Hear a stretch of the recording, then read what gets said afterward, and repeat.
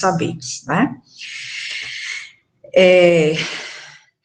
Hoje, para nós, é um dia extremamente importante, que nós estamos com o nosso terceiro Congresso Internacional Mundos Indígenas, com a presença da nossa querida professora Regina Celestino.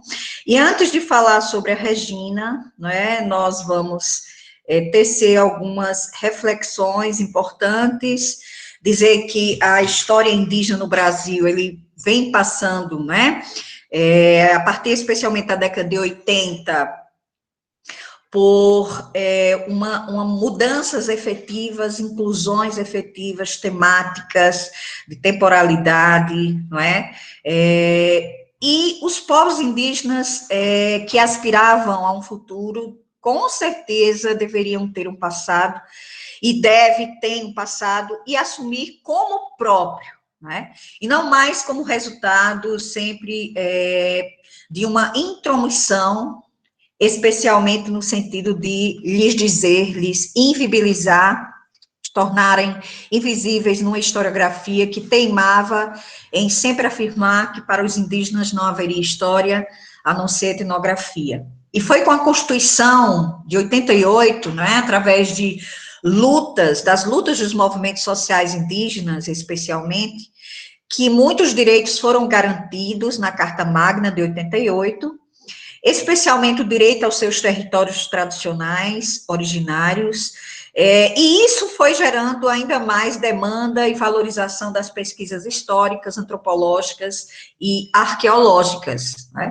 Questões étnicas, especialmente como a história indígena, durante muito tempo que ficou tão invisibilizado, Os pesquisadores passaram a compreender a necessidade cada vez mais de trabalhar essa temática de uma forma interdisciplinar, Não só interdisciplinar, mas também com a valorização de diferentes fontes documentais, em diferentes suportes, com diferentes temporalidades. E o mais importante é sabermos que com as licenciaturas interculturais indígenas, os próprios homens e mulheres indivíduos indígenas vêm cada vez mais escrevendo as suas histórias, escrevendo literaturas históricas, então, cada vez mais a nossa historiografia vem tomando um lugar extremamente importante, no campo da ciência histórica, mas também antropológica, etnolinguística, entre outros campos do saber, que são apenas fronteiras de travessias, de metodologias, de aportes teóricos, de epistemes, que colaboram com a riqueza, grandeza, e possibilidade de afirmar as agências indígenas, porque nós que trabalhamos com a temática indígena, nós não revisitamos o passado pelo passado, mas especialmente para afirmar, não só no Brasil, na América, mas ao mundo, que no Brasil estamos falando de indivíduos que existem cerca de 820 mil homens e mulheres indígenas, mais de 305 grupos étnicos que se auto-identificam como povos indígenas, falantes de mais de 274 línguas diferenciadas. Então, não estamos falando do morto, não estamos falando do passado pelo passado, estamos falando efetivamente do presente. E para reafirmar essa riqueza da nossa historiografia, eu quero aqui dizer a vocês que estamos trazendo uma das mais importantes historiadoras do campo da história indígena, que foi orientanda do nosso mestre e guru sempre, John Manuel Monteiro, que é a nossa querida professora doutora Regina Celestina de Almeida. Para nós, o clássico premiado que todos nós temos que sempre ler, Metamorfoses Indígenas, mas que não parou apenas em Metamorfoses Indígenas. São inúmeras obras, livros, artigos científicos, entrevistas, que nesse percurso todo está público, acessível a todos aqueles que cada vez mais lutam para um Brasil efetivamente democrático, de respeito as alteridades e as diferenças, não é? E a Regina Celestino também é nossa colaboradora no grupo de pesquisa Mundos Indígenas América, que criamos na Universidade Nova de Lisboa, e sempre estamos juntas, perambulando muitas vezes em congressos internacionais, seja na Europa, seja na América, México, Chile, não é? Então, a Regina, ela possui graduação em História pela Universidade Federal do Rio de Janeiro, mestrado em História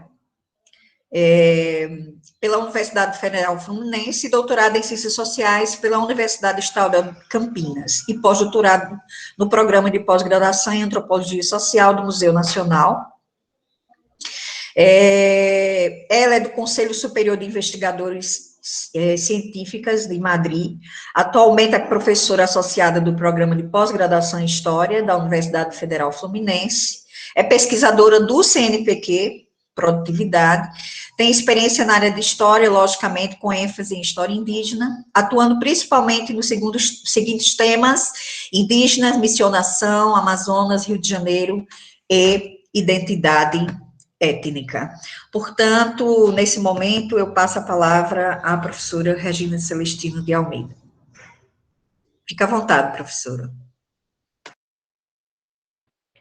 Bom, então, bom dia a todos e a todas, né? Alguns aqui nós já nos cumprimentamos antes, então, quero, em primeiro lugar, agradecer a Jussiene, né, o convite para estar aqui com vocês, para conversar sobre esse tema, né? Foi um convite que ela me fez para conversar com seus alunos, né, da graduação e da pós-graduação, que estão aqui presentes, e ela me disse para que eu falasse sobre o livro. Ela falou, na verdade, também agradeço essa apresentação aí generosa, né, elogiosa da Jussiene, que um pouco, não é tanto assim, eu não tenho vários livros, eu só tenho 2 livros, né, o Metamorfose Indígenas, e o segundo é aquele livro que eu chamo de Livro Azul, é o livro publicado pela FGV, da coleção de bolsa, Os Índios na História do Brasil.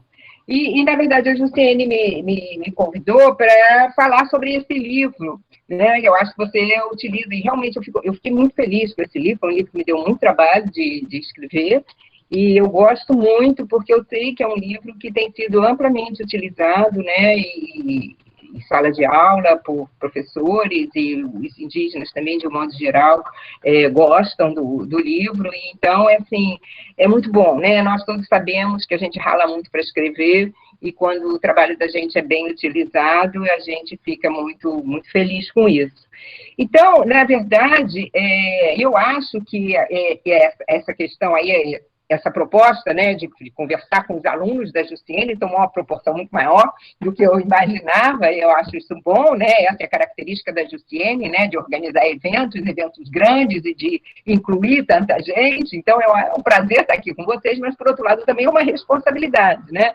Porque eu estou lidando aqui com vários de vocês, e eu acho isso muito bom, porque a ideia, eu acho que é mais realmente uma conversa entre nós sobre essa questão da historiografia, porque o título que a Jussiene deu a isso também, eu devo confessar que eu não me sinto, né, confortável. Vou falar sobre historiografia, né, do que tem sido produzido da história indígena nas últimas décadas. Na verdade, esse livro, e eu vou partir dele, Os Índios na História do Brasil, ele foi escrito em 2010, né, e a proposta, que é a proposta dessa coleção de bolso da FGV, é realmente de convidar, eles convidam especialistas em determinados temas para escrever de uma forma assim simples, né, meio coloquial, para os não especialistas, né, para dar uma ideia das revisões, né, históricas, historiográficas que têm sido feitas a respeito de determinados temas. Então, quando eu fui convidada para escrever isso, eu fiquei muito satisfeita, né, o livro saiu em 2010, deve ter sido 2008, eu sei que eu utilizei uma licença-prêmio de 2009, eu ainda estava trabalhando, e foi o meu ex-aluno, né, muito querido, Renato Franco, que está na UF hoje, mas na época ele era da FGV e trabalhava na editora, né, e ele estava coordenando essa coleção. Então, a proposta foi essa, desse livro, e eu vou dizer o seguinte, né, de lá para cá, nossa, a produção tem crescido tanto, né, e nós estamos vendo isso, e aí com todos esses jovens historiadores, muitos que foram nossos alunos, que estão aí à frente, né, e organizando tantas, as lives são tantas, né, a discussão sobre tantos temas, o que vem sendo produzido em tantos programas de pós-graduação, né, Brasil afora, é que realmente eu confesso que eu não dou conta, né, de abarcar aí toda essa produção, e isso é uma satisfação, né, poder dizer isso. Então, eu tenho certeza de que muito do que eu vou dizer aqui, né, já vocês estão, né, super acostumados a escutar, todos vocês, né, são familiarizados com esse tema, mas a ideia realmente é que a gente discuta. Então, eu vou abordar algumas questões partindo exatamente da produção desse livro. Eu acho que eu vou contar um pouco a historinha, quer dizer, como é que foi feito, como é que ele foi pensado, para a gente partir, a partir daí, pensar alguns temas. A minha proposta é essa, de conversar com vocês, porque depois desse livro eu fui convidada para trabalhar com outras questões, né, relativas também a uma abordagem mais historiográfica do que vinha sendo produzido, né. Logo depois desse livro, 2010, 2012, eu fiz um balanço historiográfico para um livro que foi publicado na França, era o Daniel Aranvez que me convidou, mas não foi ele o organizador. Agora me falha a memória, não vou lembrar do organizador, era o Holland, eu acho, mas melhor não dizer, porque eu não tenho certeza. Enfim, depois eu fico devendo. Mas eu fiz também, foi muito difícil também fazer isso em 2012, né? Assim, mostrando, vamos dizer assim, o estado da arte, né, das pesquisas sobre história indígena naquele momento, 2012. Né? Mais adiante, acho que foi 2016, a Leônia me convidou para participar daquele dossiê que muitos de vocês conhecem, que ela organizou para a Revista Brasileira de História, sobre o protagonismo indígena na história, e o que ela propunha também era pensar sobre, nos 20 anos, né, quanto que a historiografia vinha se modificando com as novas pesquisas sobre história indígena. Então, novamente, eu fiz uma reflexão sobre essas questões, mas aí pensando também sobre o quanto que as nossas pesquisas podem e estão influenciando, né, reflexões sobre outros temas da historiografia, né, o que a gente deve convir que ainda é muito, muito lento, né, se as nossas produções estão realmente crescendo, né, e a gente está avançando em vários temas sobre regiões e temporalidades das mais diversas, né, o impacto disso sobre a historiografia de um modo geral, eu acho que ainda é muito tímido. Mas, então, eu procurei refletir também sobre isso, né, pensando alguns temas que eu considero, mas aí também, eu volto a dizer, é o que eu considero, né, a partir da minha leitura e das minhas próprias preocupações, é o que eu considero que tem, de fato, porque eu acho que tem alterado, sim, né, eu acho que a historiografia tem valorizado mais a presença dos índios na história do Brasil, mas eu acho que ainda é tímido. Então, eu também parti de determinados temas. Então, eu acho que é mais ou menos dessa forma que a gente pode pensar, né, para construir aqui uma conversa. Não quero falar demais, Luciene, por favor. A gente combinou de 30 a 40 minutos, eu acho que até 40 minutos.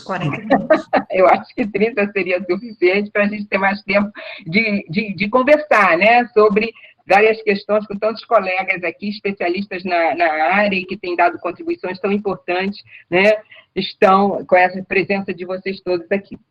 Então, começando, né, para falar sobre a questão, os índios na história do Brasil, na verdade, o conteúdo desse livro eu desenvolvi a partir das aulas que eu dava num curso muito, muito interessante e muito importante que nós tínhamos na UF nos anos 90, que era um curso para professores, era um curso de extensão para professores de ensino médio e fundamental. Né, a gente priorizava os professores de escola pública, mas professores de escola particulares também vinham, né, e era um curso, né, e nesse curso, nós organizamos esse curso, né, mais ou menos de uma forma muito semelhante à que era a organização do nosso currículo na história da UF. Então, nós tínhamos módulos, né, de história colonial, de história do Império, da República, e com determinadas divisões temáticas também.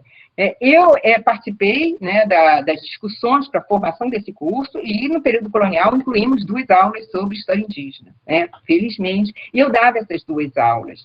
E eu devo dizer a vocês que eu adorava dar esse curso. E agora, recentemente, até encontrei, né, 2 ex-alunos meus que estão aí já nas universidades públicas, o Bruno Silva e o Vitor Hugo Abril, né, que me convidaram, inclusive, para participar de lives junto com eles. Depois organizaram o simpósio o colóquio de História da América, né, o Bruno e o Vitor Hugo. Então, assim, é muito bom, né, ter visto os resultados dessas discussões nesses cursos, porque era uma conversa com os professores, eu partia sempre de uma conversa, e eu percebia, né, o interesse deles e como aquelas questões que estavam sendo apresentadas ali eram, de fato, novidades, né, porque, na verdade, era novidade para mim também. Eu estava estudando aquilo, eu comecei a dar esses cursos ainda antes do doutorado, mas já era a proposta de pensar os índios como sujeitos históricos. Então, o que a gente tem que fazer, né, o que nós todos temos feito, e a gente sabe disso, que quando a gente apresenta os índios como sujeitos históricos, trabalhar isso na história, a gente tem todo um processo de desconstrução, de pensar, né, primeiro de dizer o que não é, né, para mostrar o que é, né. Então, eu começava sempre esse curso com discussões sobre, e conversando com os professores, como é que os índios vêm aparecendo na nossa história do Brasil, etc. E começava sempre com as perspectivas teóricas, conceituais, que nos permitem pensar e entender os índios como sujeitos históricos, e até para entender também por que eles foram excluídos da história, nessa condição de protagonistas, da forma como foram no século XIX.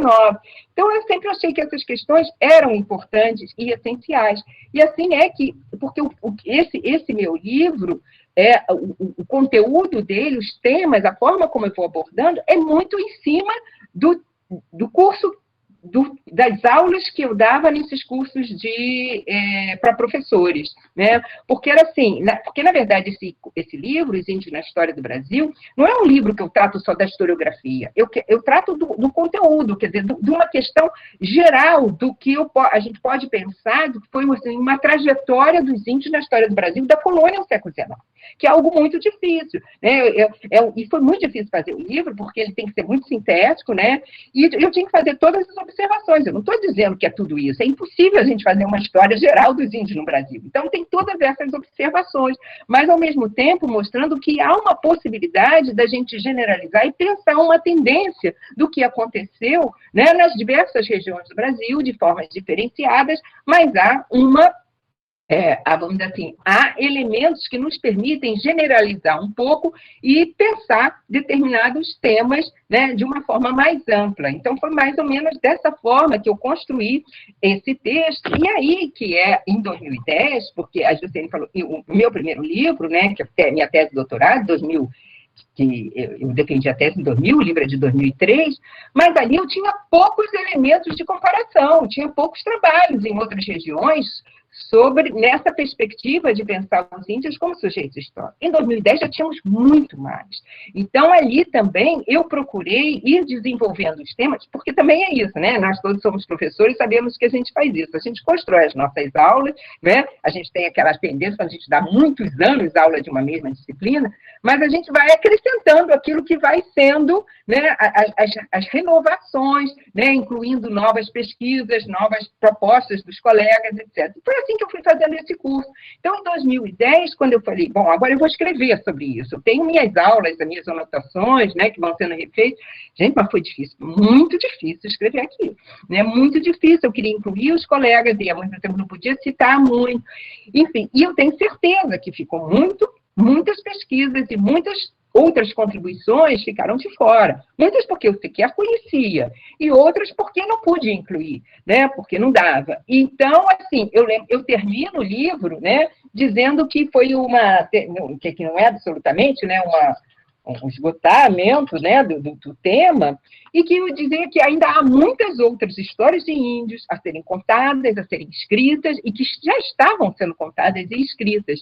E essa foi, então, a proposta do livro, né? Porque e aí eu queria voltar a essa questão de dizer, quer dizer, por que eu começo com essas questões teórico-conceituais, como é que eu chamei dos bastidores, o lugar dos índios na história do Brasil, dos bastidores ao palco. Então, eu digo, como era e como é. Era assim que eu pensava nas minhas aulas. E por que eu acho que isso ainda é importante, né? Eu estou vendo, João estava aí, não sei se ainda está, João Pacheco, né? Nós tínhamos juntos uma banca há 2 dias atrás, a Isadora Dil, que é outra contribuição muito importante, que já deu na dissertação de mestrado dela e vai ser outra no doutorado, trabalhando com caingangues e guaranis no Rio Grande do Sul.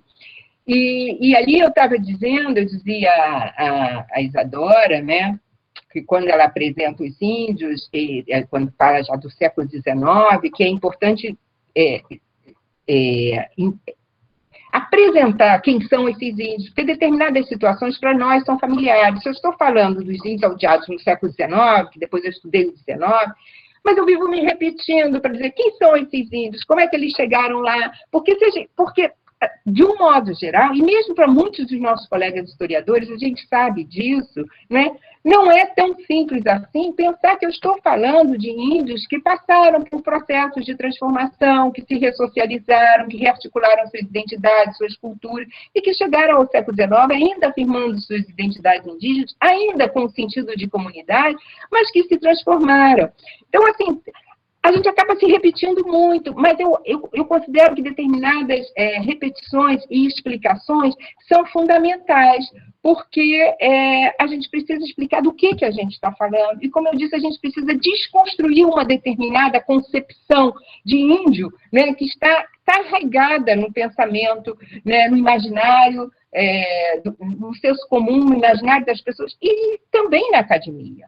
Né, também na formação de muitos dos nossos colegas, e que essa nova, que já não é tão nova, né, mas essa forma, essa perspectiva atual que a gente tem de entender os índios como sujeitos históricos, né, e que se transformaram, mas que se mantiveram como índios ao longo de todo o período colonial, isso às vezes não é tão visível assim. Então, eu acho que é sempre importante lembrar, né, que as identidades e as culturas não são entendidas de forma congelada, não são essencializadas, têm que ser repensadas. Então, eu acho assim, às vezes eu falo, nossa, vou repetir mais uma vez isso, mas eu acho que é importante, nem que seja colocado em nota.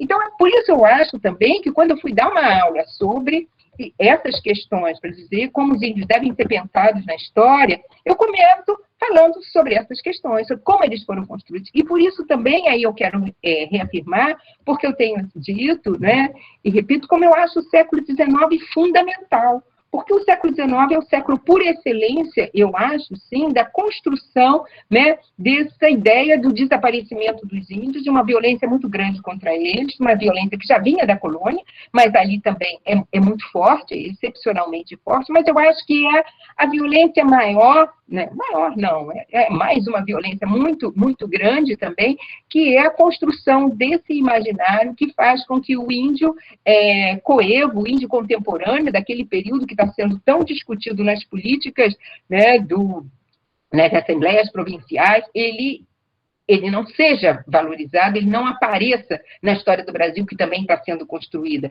Né? Ele vai sendo dado como aquele que vai ser assimilado, como aquele que vai desaparecer. Então, esses trabalhos também são muito importantes. Então, apontar para isso, eu acho, né, quando a gente vai falar sobre o índio na história e mostrar essa nova visão, eu acho que é uma questão importante. Né? E por isso eu comecei esse texto com as questões teóricas conceituais. E aí eu quero também frisar, apontar para uma outra questão, quer dizer, isso é possível, eu acho que isso é falar sobre questões, porque às vezes a gente fala questões teóricas, conceituais, assusta um pouco, porque eu lembro que ainda antes de eu ter essa proposta de escrever esse livro para a FGV, uma outra colega já tinha me sugerido escrever um texto pequeno, também de uma linguagem bem coloquial, né, para não especialistas, sobre a história dos índios. E ele me pediu que fizesse um roteiro. Eu fiz, e comecei. Questões teóricas, conceituais, sobre... Aí ela me disse, não, isso não pode, porque é uma coisa simples, para as pessoas isso vai ser muito complexo. E eu acho que eu não falei nada da questão, não foi adiante, mas eu acho que existem formas bastante que é possível, né, explicar essas questões, né, de uma forma compreensível para todos os níveis, vamos dizer assim, de formação, né, mesmo para as crianças. Porque também, quer dizer, eu acho que isso é uma questão também que eu informo logo no início do livro, é que a gente sabe que esse nosso conhecimento atual, né, a forma como a gente vem trabalhando com as populações indígenas hoje, isso se deve também, evidentemente, a muitas novas fontes, né, novas fontes no sentido de novas fontes de interesse para o historiador, né, fontes que não eram antes valorizadas pelo historiador, estão sendo hoje cada vez mais valorizadas, né, e isso não é uma questão só da história indígena, né, e aí a gente tem que pensar que o nosso conhecimento também avança, junto com o conhecimento dos nossos colegas que trabalham outras temáticas na história, né, então a valorização de outras fontes é fundamental, e isso, a incorporação dessas análises tem sido muito importante para as nossas novas leituras. Porém, em grande parte, a gente tem repensado velhos temas com fontes que já vinham sendo utilizadas há muito tempo, apenas com um outro olhar sobre essas fontes. Então, eu acho que isso é muito importante da gente deixar claro, né, em todos os níveis do conhecimento, porque é importante também, eu acho, que para desconstruir essas ideias dos índios, que a gente mostre como se dá a produção desse conhecimento. Por isso que eu acho que a questão teórico-conceitual é importante, e o século XIX fundamental, porque a gente pode mostrar como é que isso se constrói, né? Que tipo de leitura se faz, porque a gente lê os documentos a partir, claro, dos conhecimentos a priori que a gente tem, da forma como a gente entende isso, né? Nós sabemos que leituras, às vezes, eu mesmo posso dizer isso em relação à minha dissertação de mestrado, a determinadas leituras que eu tinha naquele momento, e que eu não tinha perspectiva, né, que eu fui ter apenas a partir do doutorado, quando eu comecei a pensar, né, essas questões do ponto de vista histórico-antropológico, as novas perspectivas da história e da antropologia. No mestrado, eu acho que muitas questões eu simplesmente não vi.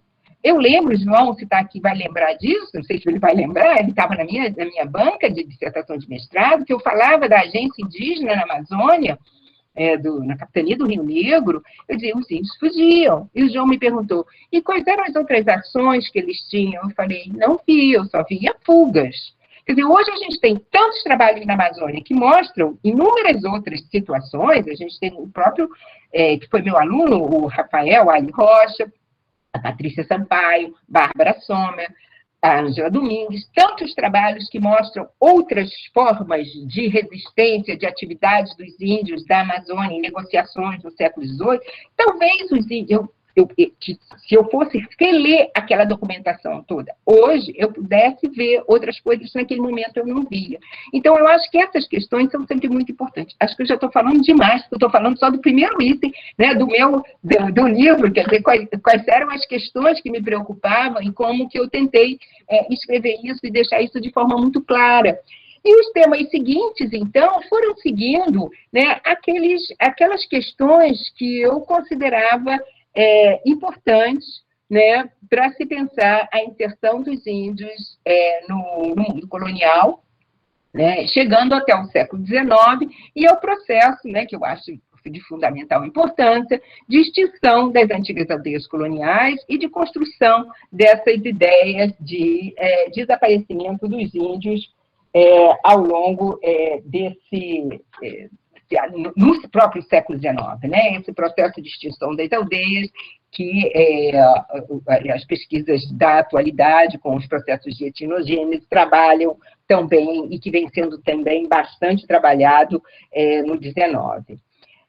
Mas, então, depois disso, né, quer dizer, terminado esse livro, como eu disse, eu fui, em 2012, fiz um balanço historiográfico, e aí, gente, eu vou dizer uma coisa para vocês, faz muita falta aquele site do John, que eu tenho certeza que muitos de vocês visitavam e talvez ainda visitem. Eu já tenho algum tempo que eu não visito, mas para mim foi fundamental, porque está fazendo muita falta ele, né? Jussiane, se eu tivesse o John aqui, eu teria, quando você me disse, tem que falar da historiografia, eu ia para o site dele e ver, poxa, mesmo assim eu não ia conseguir dar conta, né? Mas o John estava continuamente atualizando aquele site com dissertações, com teses de doutorado, né, do que vinha sendo produzido, né, e mantendo a gente mais ou menos atualizado sobre a produção. E não era nem só de Brasil, né, ele fazia isso de uma forma também considerando outras produções fora do Brasil. E mais, ele incluía ali também, né, se vocês forem visitar, né, está lá ainda, né, os trabalhos que eram apresentados nos nossos congressos, nos simpósios temáticos, porque é também de extrema importância. E eu acho ainda, né, que é de muita importância a participação nos congressos, nos simpósios temáticos, assistir às lives, hoje é que está se transformando em lives, né? Porque, em grande parte, eu me mantenho atualizada também pela participação nessas atividades. Elas são de extrema importância, né? Tantos trabalhos importantes estão sendo produzidos em tantas regiões aí do Brasil afora, e a gente não consegue acompanhar.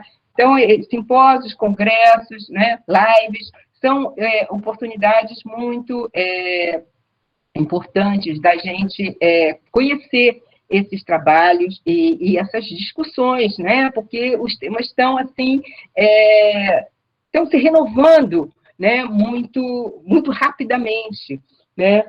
Mas, enfim, depois disso, como eu disse, aí eu fui pensar partindo de temas sempre, né, eu fui pensar sobre, já mais no trabalho que a Leônia sugeriu, em 2016, eu acho, né, sobre quais são os temas, eu acho que isso aí a gente pode pensar junto aqui, né, que têm sido mais trabalhados e que têm sido contribuído, né, para repensar temas da historiografia de uma forma mais ampla.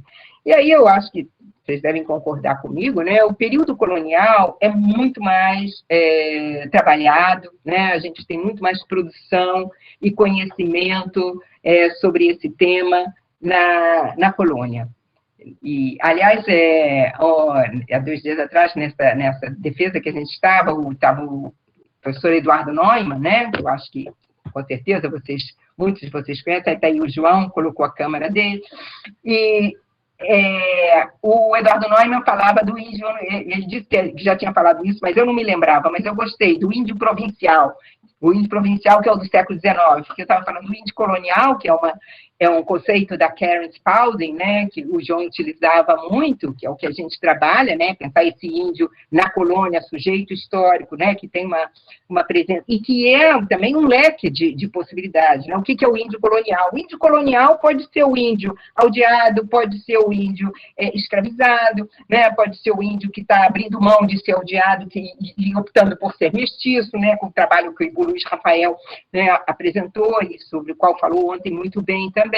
Então, o Eduardo Neumann falava sobre esse índio provincial, né, e dizia como esse índio provincial é tão menos conhecido do que o índio colonial, né? Felizmente, cada vez mais nós estamos tendo trabalhos do século XIX e que estão, assim, nos descortinando essa variedade, né, de índios provinciais e as suas atuações, as suas escolhas também.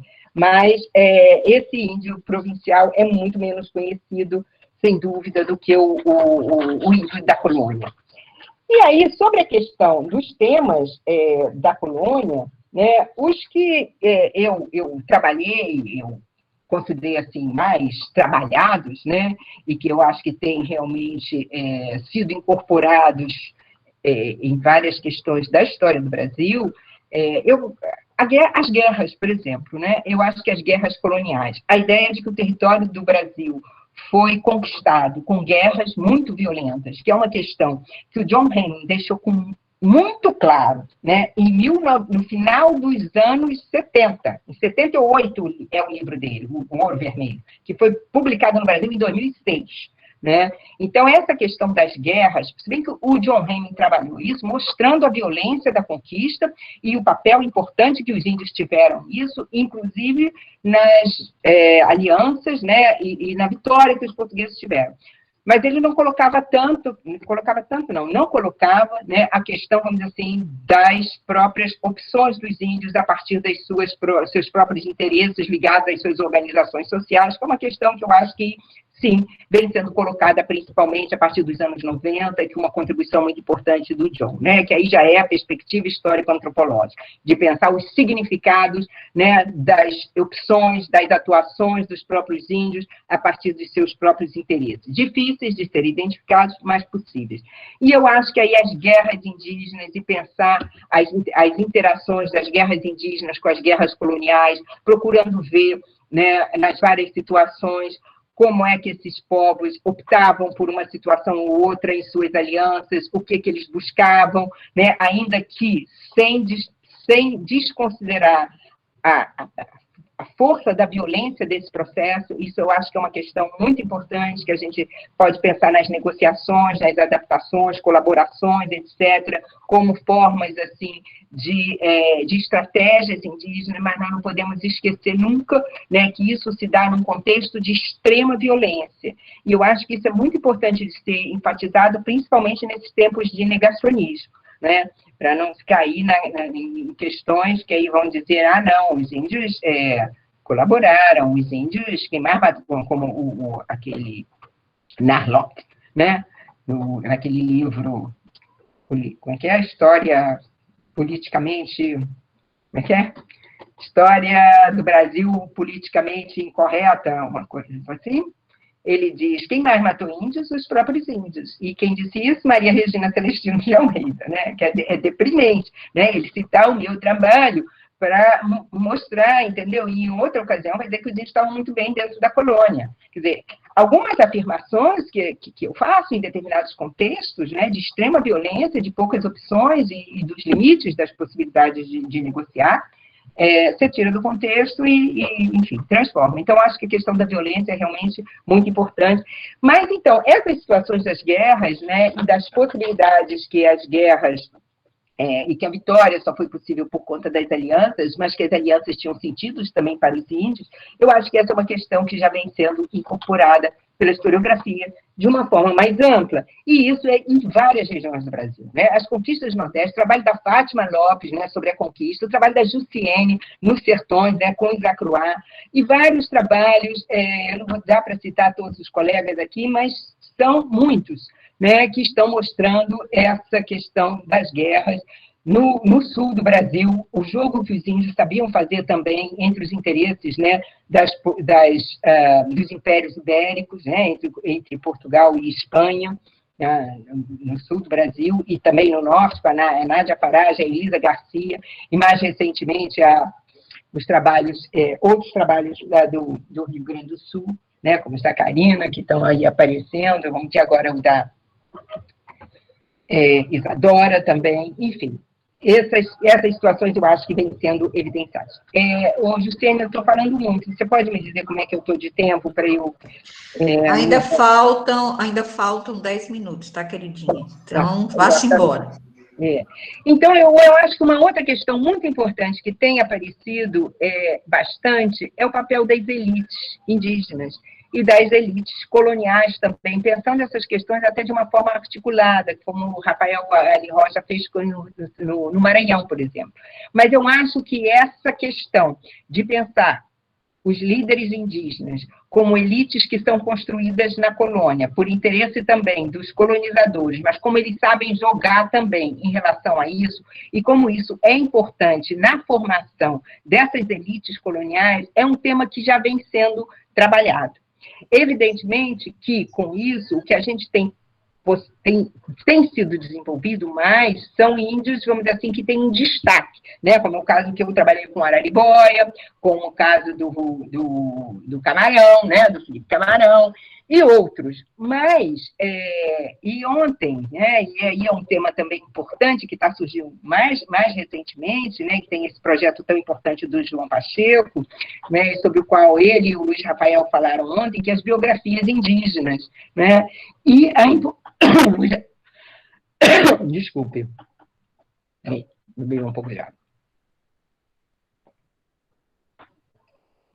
O Luiz Rafael ontem falava sobre a importância, e a gente sabe que é importante, mas é difícil, mas já tem aparecido também em vários trabalhos, que é identificar índios que não têm tanto destaque, os índios comuns também, né? Então, perseguindo outros tipos de fontes, é possível, principalmente fontes inquisitoriais, né, que alguns colegas aqui trabalham, Carlos Henrique trabalhou muito bem com isso também, está aqui. E Leônia está aí. Leônia está aqui, então. A Leônia, então, também o trabalho dela com as fontes inquisitoriais, e foi a primeira orientadora, inclusive, do Carlos Henrique, né, ainda na graduação, essa questão de pensar as biografias, as trajetórias de índios comuns para pensar, né, como eles estavam inseridos nesse mundo colonial, as várias formas de relações interessantes que existiam entre eles e como eles podiam estar na comunidade, sair dessa comunidade, depois voltar a essa comunidade. Quer dizer, essa interação maior entre o que a gente chama do índio aldeado, ou do índio chamado selvagem, ou dos não índios, esse é um tema que eu acho que tem sido também bastante evidenciado em muitas pesquisas, e muitas vezes elas partem de outros temas, mas chegam a isso. Eu, por exemplo, parti dos próprios índios aldeados, mas na medida em que eu fui vendo as formas de relação que eles estabeleciam, dos conflitos, fui chegando, né, a essa percepção de que, na verdade, eles não estão tão separados assim, né? O índio da aldeia e o índio do sertão interagem e um passa de uma condição a outra com muita facilidade. Trabalhos no Nordeste são riquíssimos, né, em informações sobre isso. Desde a Cristina Pompa, já com a religião como tradição, já mostrava isso lá entre as aldeias, né, e os índios chamados bravos dos sertões. Então, essas questões, eu acho que também das elites e das formas como isso vem sendo trabalhado, também muito importante. Bom, as aldeias coloniais, eu vou só citar aqui, né? As aldeias coloniais, as formas como os índios e os jesuítas e outros atores se misturavam ali dentro, como negociavam, como se transformaram ali, é um tema também que tem sido trabalhado em várias aldeias, em situações variadas. O Diretório dos Índios, o período de Pombal e a transformação, esse tema, assim, acho que é o concurso, né? Ao ponto de agora, né, a Vânia Moreira, o João Paulo Peixoto, que estava aqui, né, que teve que sair, e o Luiz Rafael estão coordenando esse projeto muito importante, que eles chamaram de VIP, Vilas Indígenas Pombalinas, e que, assim, engloba eu não sei quantos, né? Jussiene talvez saiba, eu não sei se o João Paulo está aqui, mas a Yala também faz parte desse projeto, eu acho que enfim, nós somos dezenas de pesquisadores ali, né? A proposta é estabelecer, porque são tantos os estudos já, né, sobre as transformações que ocorrem nessas aldeias indígenas, que se tornam vilas, que se tornam freguesias no período pombalino, como se dá esse processo, que esses pesquisadores, nossos colegas, propuseram essa construção, né, de uma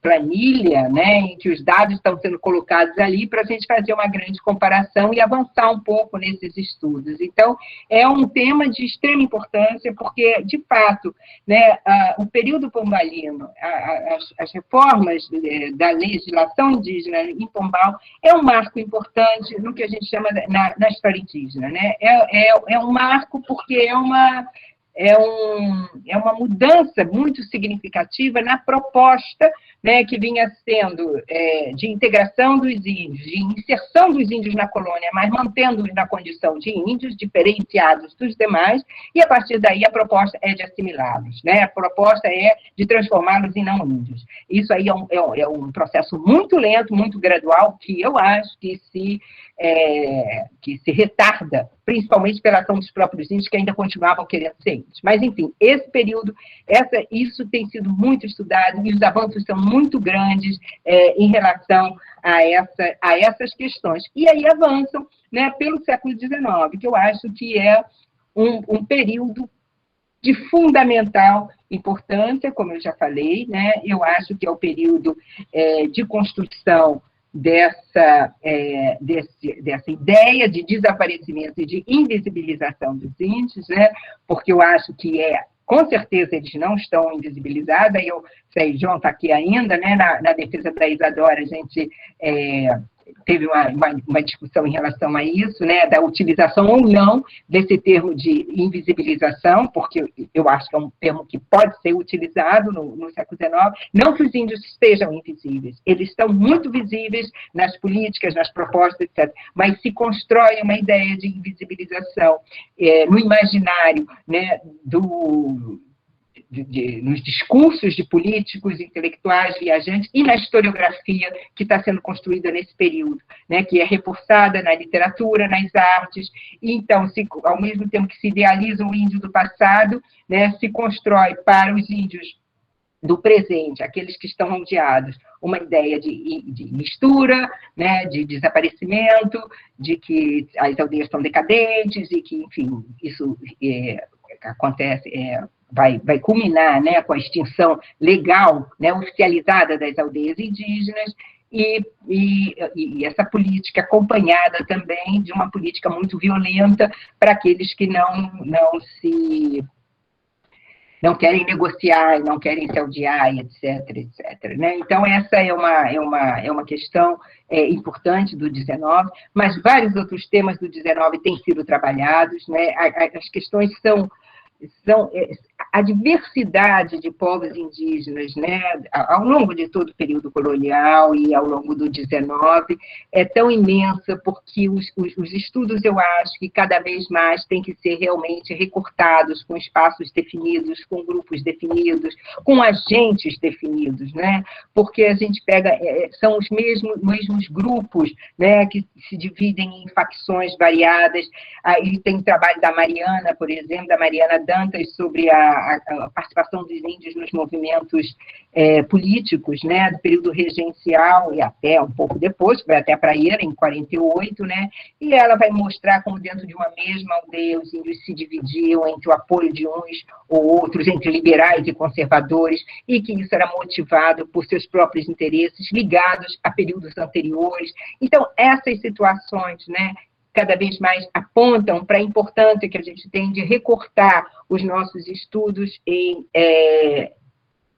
de uma forma mais localizada, né, e de uma forma micro, né, mas sempre relacionado aos contextos maiores. Eu acho, Jussiene, que eu vou ficar por aqui, abrir para discussão, porque são muitas questões, né, e, enfim, eu agradeço a vocês e vamos conversar sobre as questões aí que foram colocadas. Obrigada.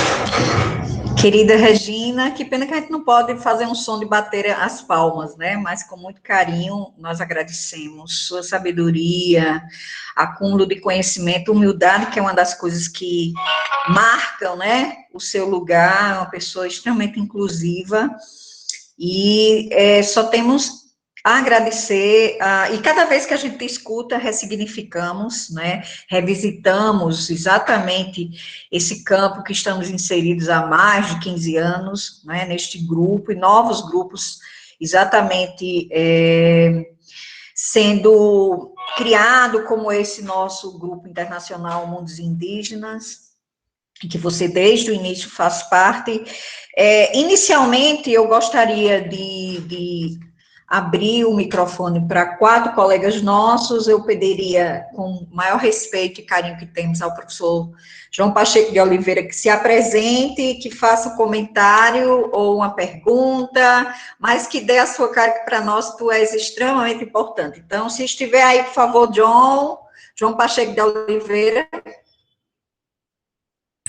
Ok. Palavra sua. Bom, pensei que você fosse... desculpe, eu estava com o... Tenho que desligar o celular. Eu entrei na conferência através do celular. O celular, para mim, é uma tortura para assistir essas coisas, porque eu não consigo interferir, não consigo ouvir, é horrível. Bom, é uma satisfação imensa ouvir Regina. Acho que quando vi o anúncio, fiquei muito tentado a assistir a reunião, o debate, e ouvir Regina falando sobre historiografia é uma oportunidade maravilhosa e possibilidade aqui até de debater, fazer perguntas, etc. Eu acho que o tempo que a gente vive agora é meio angustiante. Eu sou muito dado a sentir angústias, porque eu vejo alguns textos prontos ou semi-prontos e eu não consigo dar conta de finalizar, porque é live aqui, é live ali, às vezes a gente participando, então às vezes eu fico preocupado da gente estar se repetindo muito, ao invés de estar avançando. Mas ouvir a Regina foi ótimo, porque ela também está sentindo a mesma sensação, e eu acho que, por outro lado, apesar da Covid e tudo mais, eu acho que a gente está conseguindo falar para muito mais gente. Então, a gente está abrindo fronteiras também.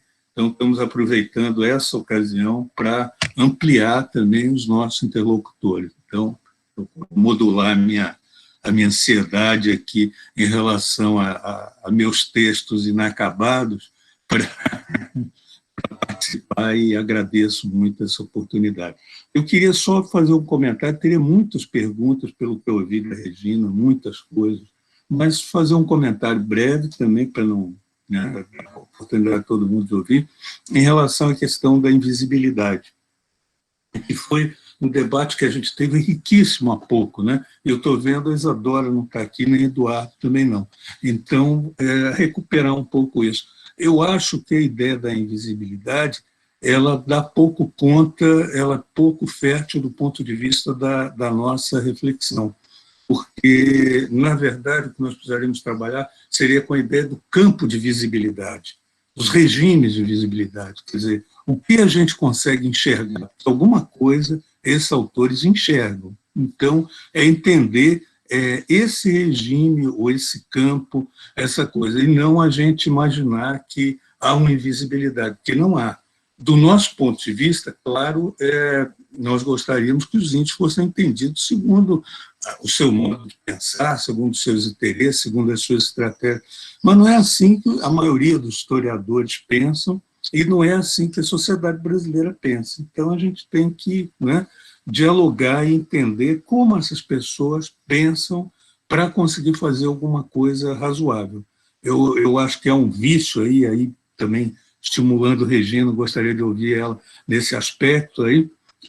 Eu acho que há uma tendência muito grande dos trabalhos sobre índios, seja na história, seja na antropologia, deles operarem através de uma clivagem, quer dizer, os que são a favor dos índios e dos que são contra. Essa é uma clivagem equivocada, simplista, e que não podemos aceitar. Isso é construção histórica dos jesuítas, né? E José de Alencar já dizia isso diretamente nos seus comentários, né? Então, na verdade, não é isso. Os jesuítas, em algumas horas, são brutalmente contra os índios, imagina. Eles são jesuítas, né? Eles levam outra mensagem. E, em outros momentos, pioneiros, plantadores, etc., têm relações interessantes com indígenas. Então, eu acho que a gente precisa complexificar isso, e é muito bom. Isso, Regina acompanha muito mais que eu aí, dentro das bancas, dentro dos diálogos com os alunos na história. Tem muita pesquisa nova, fascinante sendo feita na história. Eu acho que a gente está no processo de revolver mesmo esses esquecimentos, muita coisa nova vai sair aí, e eu acho que é isso, mas não vamos também simplificar essas coisas e começar a pensar em coisas muito fáceis, são soluções fáceis para a gente dizer, porque não é a imagem que a gente queria que tivesse. Então, a gente registra como invisível. Ou então, alguma coisa que é uma relação muito complexa socialmente, a gente diz que ele é contra ou é a favor dos índios. E eu acho que, infelizmente, muito da bibliografia foi realmente marcada por esse dualismo, e que a gente não pode reconhecer.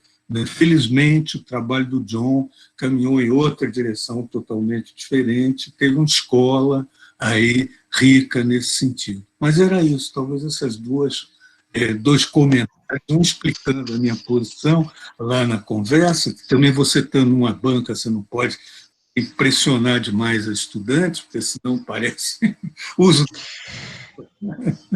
Então, mas eu acho que aqui a gente pode conversar entre colegas, isso é uma boa hipótese. E a outra coisa do maniqueísmo. Eu acho que é importante, gostaria de ouvir um pouco de Regina. Eu não sei o que ela pensa, mas acho que é bom para todo mundo aí ouvir. Regina, eu vou fazer o bloco e você vai anotando, e no final você responde. Obrigada, meu querido e maravilhoso João. Temos lideranças indígenas aqui também. Eu acredito que o grupo História Indígena, que é organizado por uma líder indígena, está entre nós. Deixa-me ver.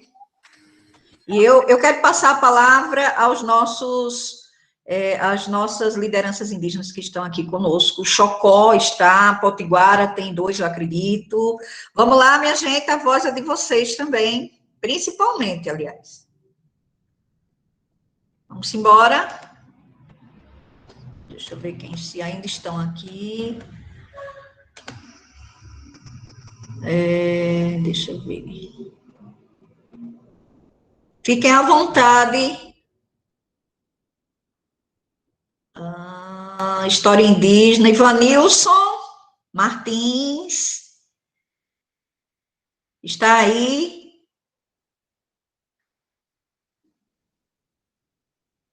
Ok, por enquanto que a gente não tem as respostas, eu gostaria de convidar a professora Leônia. Leônia, ainda está aí? Pode falar. Leônia disse que está embarcando para uma viagem. Acabou de mandar um chat aqui, Jussiene, dá uma olhadinha. É verdade. Boa viagem, Leônia, uma pena. Ok, está aberto então. Estevão está aí. Vamos se colocar. Pedro, também da Bahia, está aí. Maria Leônia, pronto. Comenta e vai embora. Ela está demais. No carro é demais. Gente, desculpa. Eu estou pegando estrada, literalmente, mas eu até quero fazer uma observação. Eita, tá. Lembrando Mark Bloch, ele dizia que todo historiador vive em múltiplas temporalidades.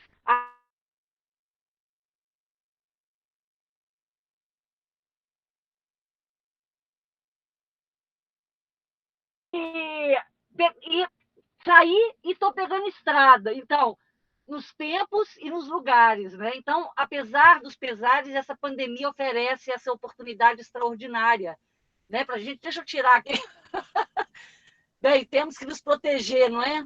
Então, eu queria só dizer, primeiro agradecer a Jussiene por organizar, não é? Espera aí, pronto.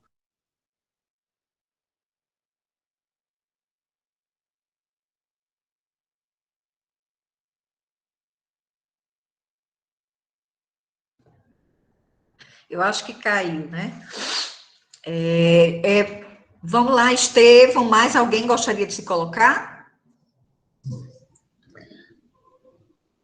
Bom dia, Regina, Jussiene, João, os demais aqui, tanta gente conhecida, querida. Um prazer imenso ouvir, né, a fala de Regina. E um ponto que a Regina falou e que eu considero muito importante, inclusive a partir das pesquisas que faço, dos trabalhos junto com povos indígenas contemporâneos, né, é o século XIX, né. Há muito pouco estudo ainda, né, quer dizer, já tem uma quantidade bastante interessante, trabalhos muito bons sobre o século XIX, mas ainda tem muito material a ser levantado, pesquisado, aprofundado, e que corresponde a um momento até próximo, cronologicamente, da gente, né, que é o momento da extinção das aldeias, né, quando em muitas províncias houve a atuação de engenheiros que se dedicaram a demarcar e lotear as aldeias indígenas, né, as terras das aldeias, executando assim uma política de extinção dessas aldeias e dessas populações, né, de extinção formal, né, extinção de direitos territoriais e do regime de visibilidade, né, instaurando na prática um outro regime de visibilidade sobre esses povos, como o João bem colocou, que corresponde, por exemplo, à publicação do romance Iracema. Esses engenheiros estavam em campo quando José de Alencar escrevia Iracema e publicava, na década de 1860. mas também houve muita reação indígena a essas mesmas ações, né, a execução desses loteamentos, e isso produziu muita documentação, que ainda tem muito o que ser visto, e inclusive porque as populações indígenas contemporâneas conseguem facilmente localizar seus bisavós, seus tataravós naqueles índios que receberam os lotes de terra, né? Isso para Paraíba, para o Ceará, né? E outros lugares também. Então, é um campo que, no meu entender, está ainda a ser explorado, a ser pesquisado, estudado por pesquisadores indígenas e não indígenas, né? E em que, inclusive, pode contribuir muito para questões territoriais contemporâneas, né? E para a gente entender também como é que foi sendo construída a própria imagem do Brasil como um país da mistura e da democracia racial, né? Ok. Eu acho que é um contexto, né, histórico com muita riqueza para a gente analisar e para a gente trazer para o nosso campo, né? Acho que é a questão que eu colocaria, né, mais como um comentário para ser debatido, né? Valeu. Obrigada, meu querido. O Pedro, nosso, que está aí também, gostaria de se colocar. Pedro Daniel Souza, se apresente e diga sua área, o quanto nós somos interdisciplinares. Vamos embora. Pedro Daniel Souza, da Bahia. Oi, Ju. Estou aqui. Cadê o vídeo? Bom dia, gente. Oi, estou tentando abrir. Está aparecendo agora, Agora né? sim. Gente, bom dia. Primeiro, parabenizar por esse evento, né? Infelizmente, eu não pude assistir o outro webinário, mas, assim, um prazer enorme estar ouvindo a professora Maria Regina. É sempre inspirador a gente ouvir a professora Maria Regina, né? E essa temática, né? Pensar nessa questão da historiografia, da história indígena, é muito importante para a gente estar sempre revisitando, vamos dizer assim, essa produção. Achei, assim, muito gratificante ouvir as referências também ao trabalho do John Monteiro, e a gente sabe muito bem, conhece, né, o que ele fez e o que ele, na verdade, sistematizou e apresentou para a gente em termos de informações dessa história indígena. Então, o site, né, que foi divulgado aqui, falado aqui, mais uma vez, então, é sempre gratificante. E também ouvi o professor João Pacheco, então, parabenizar, eu não tenho questões a colocar, né, assim, vi que há muitas perguntas no chat aí, muito interessante, de vários alunos, inclusive da graduação, né? Então, acho que... mas eu não sei se seria um ponto a discutir nesse espaço, mas aí eu vou botar uma inquietação minha, tá? Inclusive, por conta dessa discussão sobre a consciência negra, a gente tem visto muito, né? Os posts sobre esse momento, né? E essa tensão, não sei se a professora Maria Regina poderia comentar, ou o professor João, alguém, a Jussiene mesmo, né? Essa tensão entre o movimento negro e a questão do movimento indígena, né? Nesse espaço de disputa aí. Porque a gente observa assim, né? Um discurso que se coloca, né, como a resistência negra, como se em algum momento, a gente vê posts no Facebook, no Instagram, né? Como se estivesse apagando ou mostrando que a resistência indígena, o movimento indígena, tivesse a reboque no movimento negro, né? Essa tensão aí que se coloca, né? Que eu acho que talvez seria interessante talvez discutir isso, né? Porque dividindo forças, não sei, né? Então a gente talvez pudesse refletir sobre isso, tá? E como é que vocês se colocam em relação a essa questão? Mas eu quero parabenizar, foi assim, muito bom ouvir, eu queria ficar até no meu cantinho, mas aí provoca, mas ouvir a professora Regina, o professor João Pacheco, parabenizar a comissão que está à frente do terceiro COIME, né, pelas escolhas das temáticas. Infelizmente, eu não pude estar no outro webinário, mas eu prometo acompanhar os demais que possam surgir, porque é uma informação muito importante para todos nós, né, que estamos, assim, discutindo a história indígena no Brasil e no mundo de modo geral. Muito obrigado. Obrigada, meu querido. É do campo das letras, né, da linguística. Das línguas indígenas. Exatamente. E foi uma honra ter participado da tese, né, da defesa da tese, e que se tornou um parceiro agora para sempre, né? Eu gostaria de agradecer e chamar o Carlos Gabriel Guimarães, da UF, meu querido amigo, que eu tenho um imenso carinho e é um dos melhores e destacáveis pesquisadores do campo da história colonial, e que, com certeza, ele faz também esse respeito, esse diálogo, essa travessia de fronteiras, né? E por isso que ele está aqui. Então, é um cabra mesmo que eu tenho muito carinho. Carlos, tu estás aí, né? Gabriel? Oi, Jô. Estou aqui, sim. Apareça, meu filho. Só aparece uma foto bonita sua Só um aqui no minutinho, por mar. favor. Estou escutando a minha grande amiga Regina. É um grande prazer. Tá? Só um minutinho, por favor. Deixa eu... Certo. Quero... Só um minutinho, por favor. Eu pego as pessoas de surpresa. Sou uma Muito pessoa bom te ver terrível. também, Gabriel. Muito bom. Obrigado, Regina. Só um minutinho.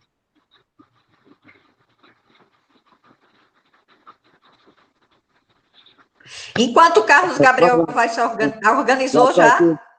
Pronto, ajeita os Opa. cabelos, tudo bem. Olha, para mim é um grande prazer, tá?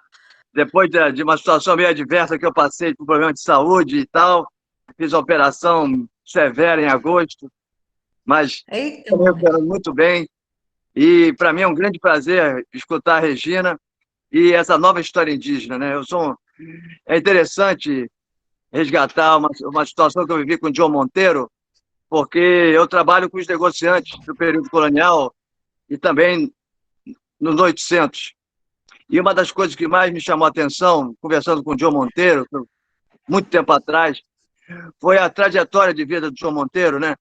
Enquanto pesquisador no Brasil, e ele trabalhando com um negociante, eu não sabia disso, o Francisco Pinheiro, em São Paulo, a partir de toda uma discussão com o Sérgio Buarque de Holanda, e que eu acho que acabou desdobrando nessa pesquisa que ele fez sobre São Paulo e sobre a atuação dos negociantes nesses caminhos do sertão, como veio, eu acho que a questão dessa nova história indígena, né? Que ele, muito bem, junto com os seus orientantes, hoje professores, conseguiram construir, né? Eu fico muito feliz e tenho saudades dele, porque embora não participava do grupo, mas sempre quando eu encontrava, era sempre interessante, porque ele voltava a falar sobre os negociantes. É interessante isso, né? Eu falava com ele. E uma das coisas que mais me marcou na atuação, tanto dele quanto da Regina, é ampliar essa história indígena e também, de forma comparativa, não é isso? É chegar também à história indígena dessa América. E eu me lembro muito bem da presença dele num congresso no México, onde houve uma mesa, né? Acho que Regina também estava lá, não sei, onde houve uma mesa muito interessante sobre a história indígena na América. E foi muito interessante os trabalhos, porque mostra essa diversidade, como também mostra certas similitudes, né? Eu fico muito feliz quando eu escuto, e eu sou voltando agora a essa atividade, né, de poder participar das lives. Quando eu vi isso ontem, quando você publicou, eu falei, opa, vou assistir sem falta. E é uma maravilha para mim. Tá? Eu acho que é muito bem-vindo essas conferências da Regina. Rever, eu não conheço pessoalmente, mas rever o João Pacheco, que eu conheço bem lá quando ele vai na UFA, então no Museu Nacional, e eu acho muito bem-vindo a tomada de conhecimento desse objeto da história importantíssimo, que é a história dos índios, né? Eu acho que é fundamental trabalhos como de Ju, de Regina, da própria Maria Leônia, João Pacheco, a própria Maria Soares, que às vezes também trabalha com isso, e vários colegas, né? O Almir, lá na Amazônia, né? Então, acho muito bem-vindo, tá? E, particularmente, me chama muita atenção nesses estudos, vamos dizer assim, o turning point, a virada que acontece, principalmente com o Marquês de Pombal, não é isso? E o Diretório dos Índios, como a Regina chamou a atenção. Realmente, os alunos têm que prestar muita atenção nessa virada, porque mostra a preocupação pombalina em ocupar, negociar, mas sempre a expansão da fronteira e do território. Isso é importantíssimo, tá? Então, fica aqui a minha deixa, tá? Agradeço a Ju, agradeço a Regina, tá? Eu só tinha uma pergunta para a Regina, que é o seguinte, Regina. Uma vez eu vi um trabalho, eu não sei se foi você que trabalhou, mas me chamou a atenção um comentário, é a espacialidade, né, vamos dizer assim, da presença da igreja junto às aldeias. Eu me lembro uma vez que houve não sei se foi você que chamou a atenção, de como a cruz era feita também no sentido espacial, de organização do espaço, é isso? Das missões. Será possível você falar um pouco sobre isso? Ou seja, o espaço construído pela igreja nas missões e como isso se reproduzia no cotidiano? Eu acho isso muito interessante porque vai além da mera exploração, né? Ou seja, como o espaço construído das missões é um espaço de poder e como isso vai sendo vivenciado pelos índios e também negociado pelos índios. É uma pergunta que fica para a Regina e muito obrigado mais uma vez. José, Obrigada. muito obrigado. Muito obrigada. Espero que a gente se reencontre, né, meu amigo? Se Deus quiser, se Deus quiser, essa pandemia, temos que nos reencontrar, sim. Vai ser sempre um prazer revê-los. Você vem para cá, logicamente. Tá, vai ser um prazer. Olha, um abraço. Muito obrigado. E fica a pergunta para a Regina. Muito obrigado. Ótimo, obrigada tchau. a você. Eu só quero registrar que Rosildo Potiguara, Iveson Potiguara, Daniel Santana Potiguara estão presentes e que também eles têm a voz, principalmente aqui, quem gostaria dos três de fazer ou tecer algum comentário, fica à vontade, tá?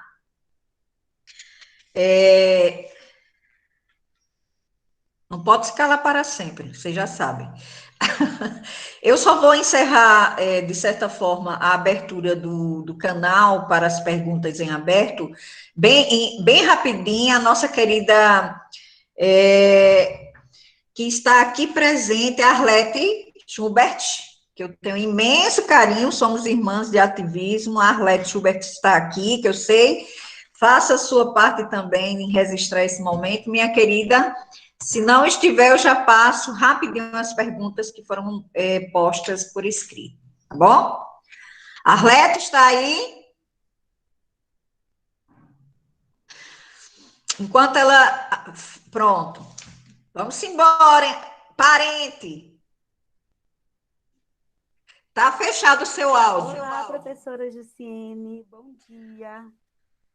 Diga quem você é, que é uma grande, maravilhosa pesquisadora. Né? Eu sou Arlete Pinheiro Schubert,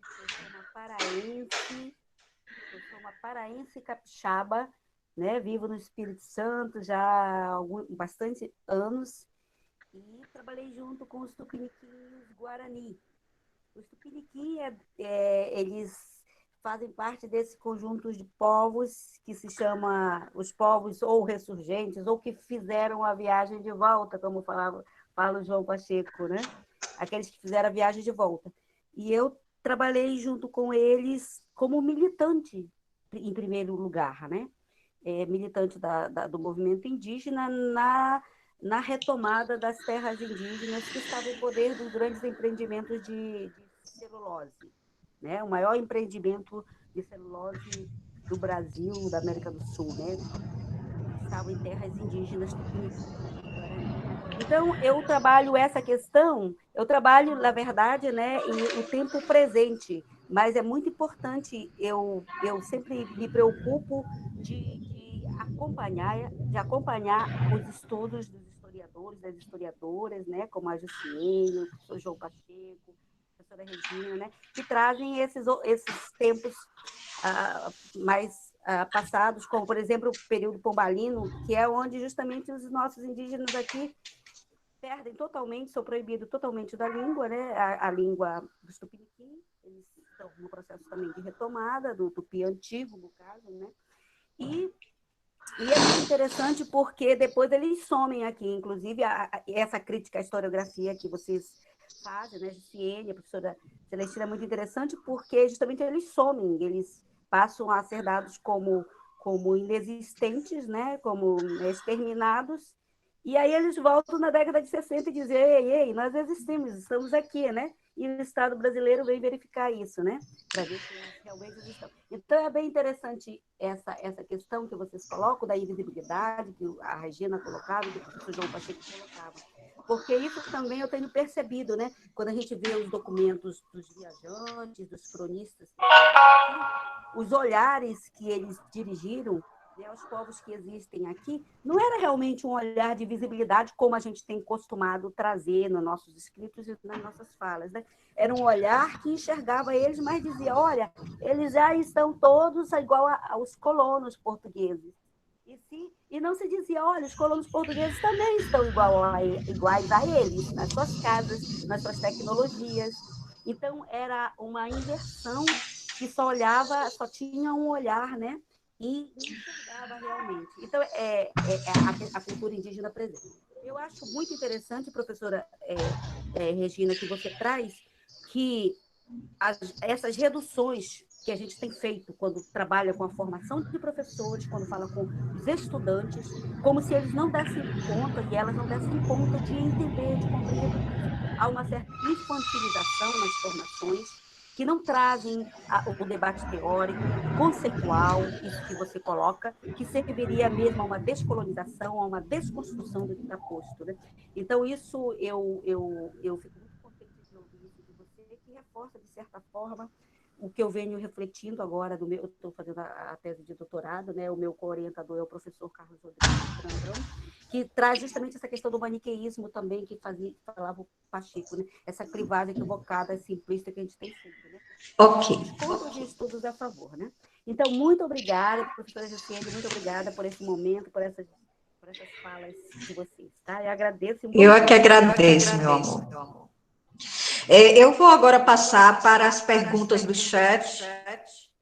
Por favor, Regina.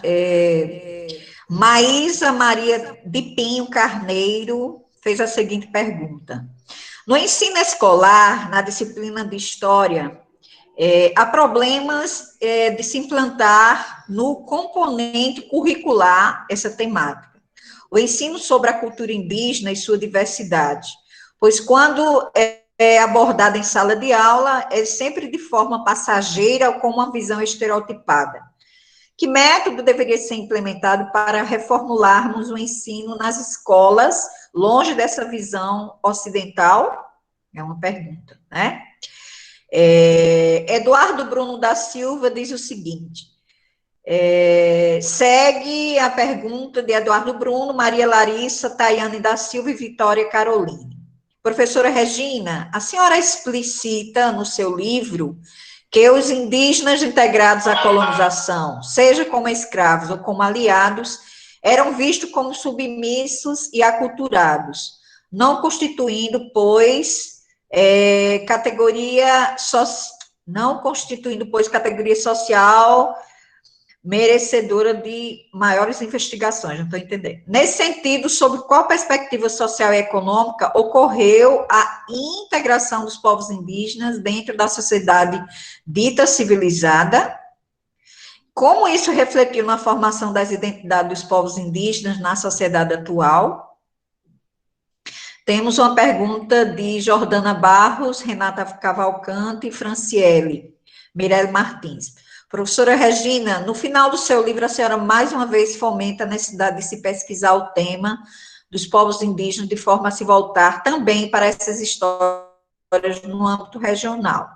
Nessa perspectiva, o que a senhora enxerga como sendo os principais empecilhos, dificuldades para a realização das pesquisas nos estados brasileiros e como podemos superá-lo? Vamos ver mais, tem mais alguma coisa? Francisco Guimarães, considerando o contexto baiano, é importante destacar o pioneirismo do historiador e etnólogo Pedro Agostinho da Silva, no curso de antropologia da UFBA, em 70. Deu início à realização de pesquisas no campo da história indígena, levando seus alunos aos arquivos para identificar a presença indígena no Estado, né, e desenvolver trabalhos. Ayala Oliveira Silva diz que ouvir a professora Regina sempre me oportuniza pensar e repensar os elementos das minhas pesquisas sobre os botocudos, pataxó e camancãs no sul da Bahia, no século XIX. É muito importante contar a sua generosidade intelectual. Ok, Regina, agora é com você. Simbora.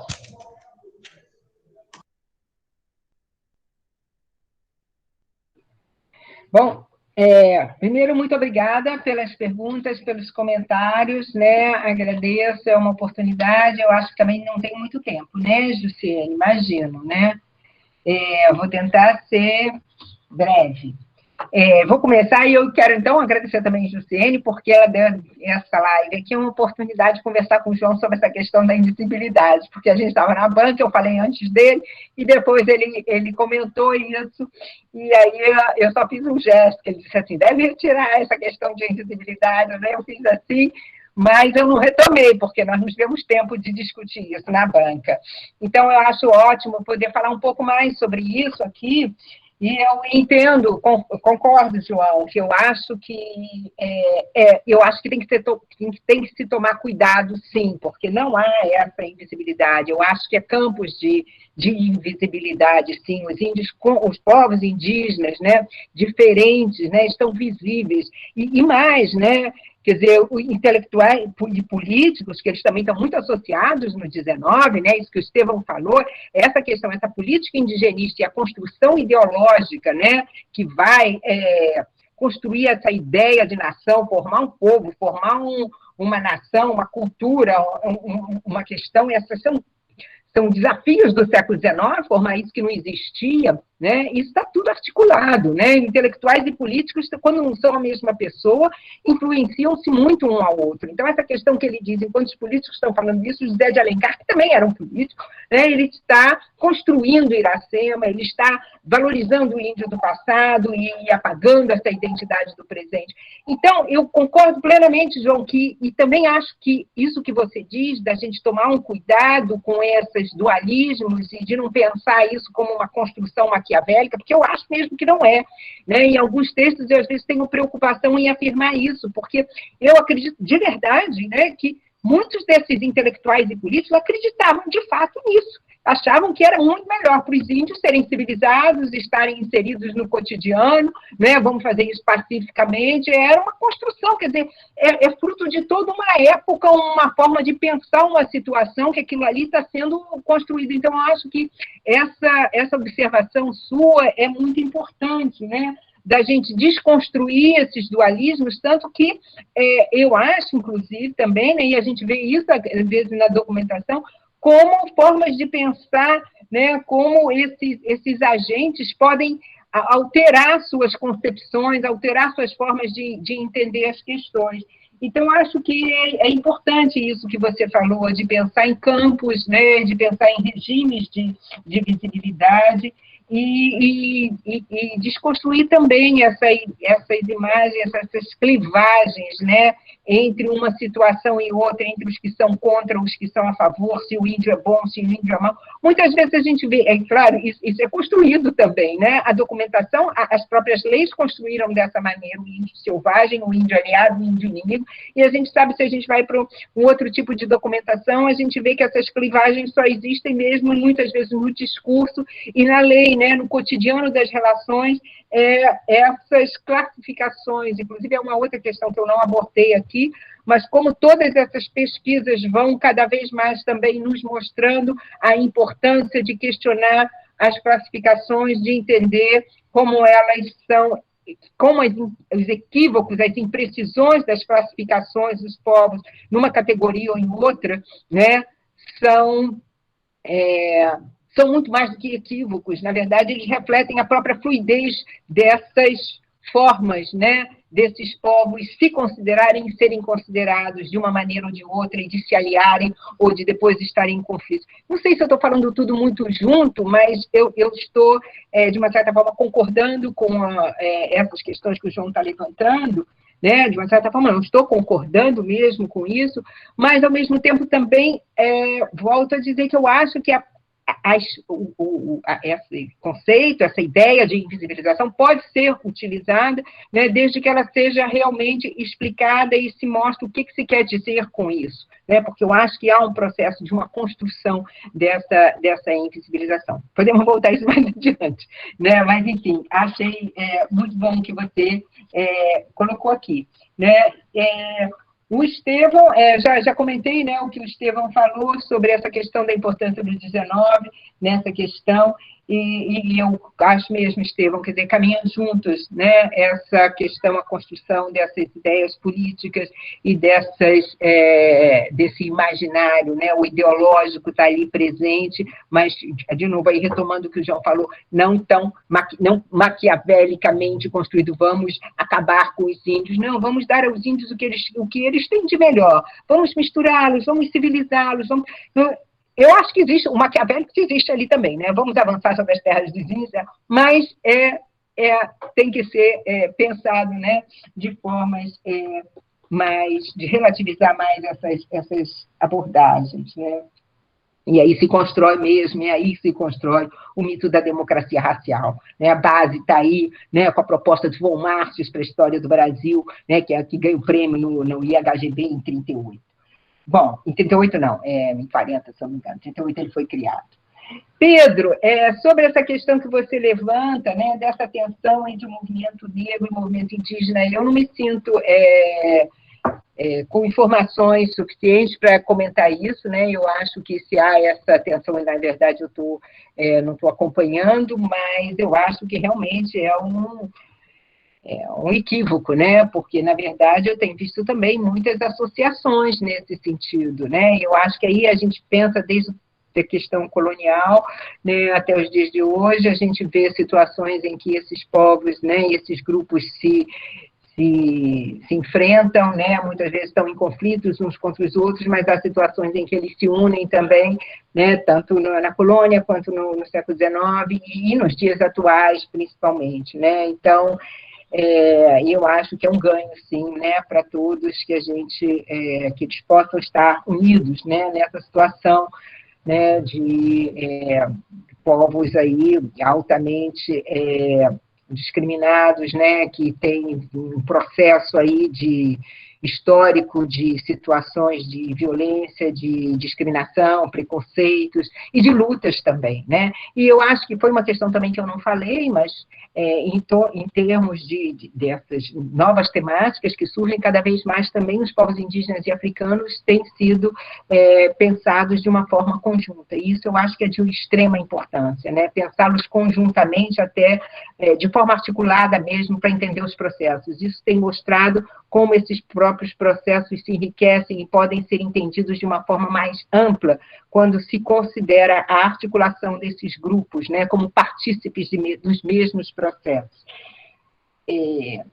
Carlos Gabriel, muito bom ver você aqui também, né? Sobre essa questão que você abordou, né, da espacialidade das igrejas junto às aldeias. Não sei se fui eu que falei nesse congresso que você está se referindo, mas eu acho que é uma questão importante, sim, né? As aldeias missionárias, as aldeias com as quais eu trabalhei no Rio de Janeiro foram todas missionárias, com exceção de Mangaratiba, que não era aldeia missionária, mas quase todas eram missionárias. A gente tem um grande exemplo lá nas missões da província do Paraguai, né, jesuíticas dos espanhóis. Mas, quer dizer assim, essa construção, né, de uma igreja, de um espaço, né, e da cruz, o que eu posso dizer em relação a isso, e que eu via, porque eu trabalhei muito com a documentação sobre conflitos, uma questão é a legislação, e uma questão é a documentação dos jesuítas, que eles propõem, o que eles pensam, como deve ser a aldeia e o espaço, e outra questão são os conflitos, né? Então, e aí, eu acho que é muito importante também os trabalhos, que foi um outro tema que eu não falei, mas é um tema básico também, que tem sido amplamente discutido e trabalhado na historiografia, que é a questão da religiosidade dos povos indígenas, da catequese, né? Há muito tempo que o catolicismo já deixou de ser visto como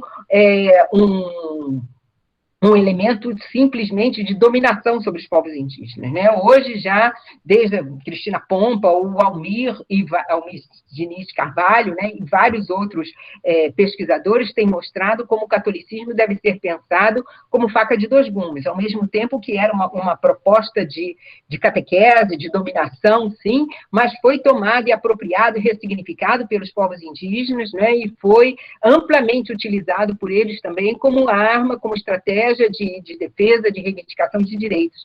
E, então, essas questões, para mim, foram importantes, né, para pensar o Bartolomé Meliá com os povos indígenas do Paraguai, não é, com os Guarani, e isso foi muito importante para eu pensar como aquele espaço da aldeia era também um espaço dos indígenas, né, porque muitas vezes é comum a gente ver nas reivindicações dos índios, eles começam dizendo, primeiro, se afirmando como súditos cristãos, que é uma questão que o Almir ainda levou mais adiante, né, eles são súditos cristãos da aldeia X ou da aldeia Y. E como eles começam, isso era muito interessante, eles começam para pedir o que eles querem, dizendo que a igreja está precisando de reforma. Então, eles fazem todo um discurso da importância de manter a igreja, e muitas vezes, eu não me lembro especificamente da cruz, mas a igreja e o santo padroeiro. Então, eu procurei pensar isso, quer dizer, que a leitura de uma reivindicação como essa por parte dos indígenas, né, poderia nos levar simplesmente a entender, nossa, como eles eram católicos, né, como eles queriam defender a igreja, mas eu acho que isso pode ser pensado muito mais no sentido de que a igreja, quando eles criavam, quando uma aldeia era criada, né, era levantada uma igreja, tinha um santo padroeiro, e aquilo, eu acredito, que simbolizava a própria formação e a manutenção da igreja, quer dizer, da aldeia, quer dizer, defender o santo padroeiro, defender a igreja, significava talvez defender a própria aldeia, né, e aquele espaço que era um espaço também deles. Então, foi nesse sentido que eu pensei essa questão da presença da igreja e da defesa que os índios fazem da igreja, né? Agora, recentemente, né, Jussiene e o João estavam na banca dele, do Marcos Vinícius, né, a luta dos índios no século XIX, lá como é o nome da região minha cabeça está muito ruim, do Marcos Vinícius, do Marcos Felipe, que os índios tiveram uma luta muito forte com o padre pela questão das terras ali da igreja. Eles eram... Pacajus, no Ceará. Isso aí, obrigada, Estefan. Então, é muito importante essa questão de como eles se sentem, né, católicos, como eles defendem aqueles espaços, que são espaços religiosos, mas ressignificado por eles, como eu acho um símbolo da própria aldeia, do próprio espaço que eles considerem deles. Que mais? Eu não sei se eu estou respondendo suficientemente as perguntas dos colegas. Se a gente tiver tempo, podemos depois retomar. A Arlete Schubert, eu agradeço as observações dela, eu escutei pouco, eu confesso que, não sei se vocês tiveram essa dificuldade também, o microfone dela estava, não sei se era o microfone dela, ou foi problema meu, mas eu não escutei muito bem. Mas, enfim, de qualquer jeito, agradeço as observações que ela fez, eu vi que ela falou da importância que ela considera também de abordar as questões teóricas, conceituais, de pensar como esse conhecimento foi construído, né? E eu reafirmo isso. Eu acho que nós todos que estamos trabalhando com a história indígena e queremos mostrar uma outra visão, temos que desconstruir o que está no imaginário aí, e nas escolas, e nos ensinamentos de um modo geral. E aí a gente entra já numa questão que, desculpe, mas eu esqueci, o nome já foi uma das questões que a Jussiene citou, da colega que colocou a questão sobre ensino sobre o ensino nas escolas, né? Ela pergunta como é que se pode, né, dar uma outra perspectiva a essas formas de ensinar a história indígena nas escolas, se foi isso que eu entendi bem, e como ficar longe de uma... A Maísa Maria de Pinho Carneiro, né? No ensino escolar, na disciplina de História, há problemas em implantar no componente curricular, né? Que métodos deveriam ser implementados para essa reformulação, para ficar mais longe essa visão ocidental, né? que ela faz esse questionamento, viu? Qual a perspectiva social e econômica que ocorreu a integração dos povos indígenas dentro da sociedade dita civilizada, que foi o Eduardo Bruno, com Maria Larissa, Tayane Silva e Vitória? E, por último, o que a senhora enxerga como sendo os principais empecilhos e dificuldades para a realização das pesquisas sobre a temática indígena, fora do eixo sul-sudeste, que ela está tentando ver aqui. Eu lembro. Ok. Tá bom? Ok. Então, essa é a primeira sobre essa questão do ensino da escola. Maísa, né? Maísa ou Maíra? Maísa.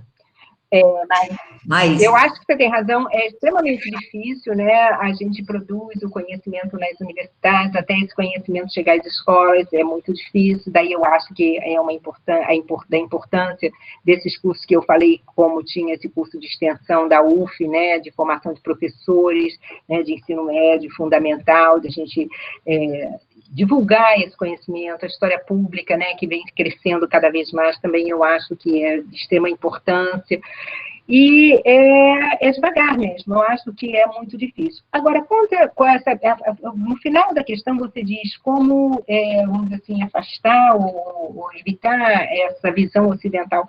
Eu não sei se é o caso de evitar uma visão ocidental, não, porque nós estamos nós temos essa formação ocidental, nós trabalhamos com isso, né? Os currículos estão aí. Eu acho que o importante é a gente pensar, porque aí eu volto a dizer, porque eu trabalho com índios coloniais, eu trabalho com índios na história do Brasil, eu escrevo para colegas de historiadores, professores de história que estão trabalhando com não índios também.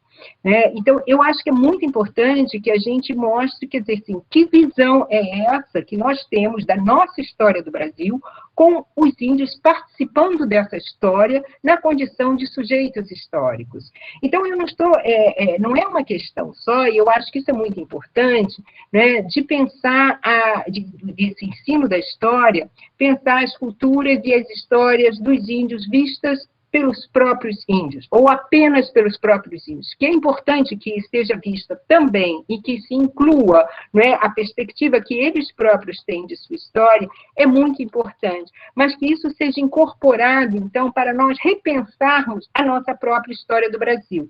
Não sei se eu estou sendo clara, eu acho que é possível fazer essa conexão. Pensar, porque quando a gente está pensando nos índios do passado, como é o caso dos meus trabalhos e de muitos dos colegas aqui, nós estamos tentando pensar como é que eles entendiam aquilo. Quando eu falei, por exemplo, das guerras, eles lutavam nas guerras ao lado dos portugueses, dos franceses, né, dos holandeses, e a gente, de um modo geral, a nossa história conta a história só do ponto de vista dos europeus. Então, quer dizer, os índios aparecem como tendo sido manipulados,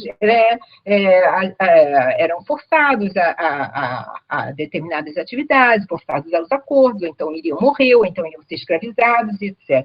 Então, o nosso esforço é de pensar assim, não, como é que eles participavam disso, né, a partir das suas próprias opções. Essas opções eram pequenas, eram limitadas, ele não era uma relação de igual para igual de jeito nenhum, era um contexto de violência extrema contra eles. Mas é possível nas fontes, nas entrelinhas, a gente perceber que eles agiam também motivados por interesses próprios. Então, eu acho que com isso a gente consegue pensar até que essa dominação que a gente viu, né, que a gente tem, de um modo geral, na nossa história do Brasil, esses todos poderosos portugueses que foram capazes de vencer os indígenas nas guerras, de submetê-los completamente nas aldeias coloniais, depois, como eu disse, fazê-los desaparecer completamente no século XIX, o que nós mostramos é que não foi nada disso, que os índios estavam ali, eles resistiram sempre, e que esses poderes, esses administradores de diferentes instâncias,